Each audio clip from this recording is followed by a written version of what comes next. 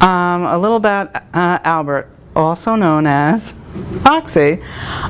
In the 11 years that we were married and the year and a half that we dated, I never called him Albert because I was introduced to him as Foxie, and that just stayed. The reason why he was called Foxie was when he was younger, him and his dad were in a candy store, and my husband was running around the candy store, and the owner of the candy store said, "Boy, he's sly as a fox." And his dad's name was also Albert, so they just started calling him Foxie after that experience in the candy store, and it just stuck. There was a big fire in the town that we live in, the post office, the local bank. It was a big fire, and they had called the ladies auxiliary out to come in and help feed, water, whatnot. And my cousin, who was a member at the time of the ladies auxiliary, called me. She said, "We need help, there's so many firefighters." So I went down and I helped out, and that next week I went and I joined the ladies auxiliary, and that's how I met my husband. And we started off as just acquaintances. "Hi, how are you?" You know, for a couple of months, and then it moved to dating, and that's where, you know, we kind of both lived the fire service, me and the ladies auxiliary, and him as a volunteer. When I did meet him, he had already worked himself up to chief.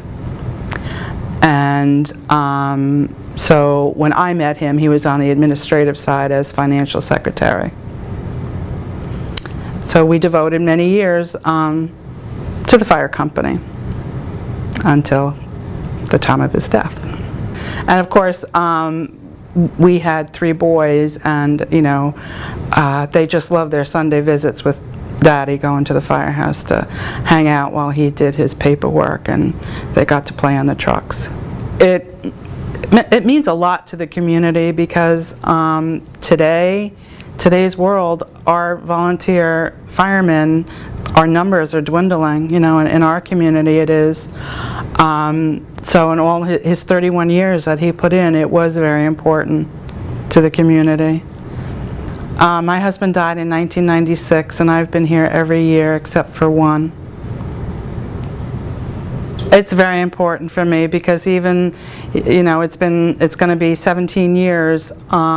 It's still a healing weekend for me. I need to come back and be with and honor the new families and be with my returning survivors. It's something I look forward to every year, and I wouldn't miss it unless it was absolutely necessary.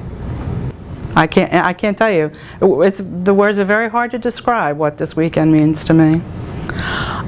I think the one thing I would like, you know, people to know about my husband was his service to the fire company and the community, but also his service to his family, like how he was able to do it all.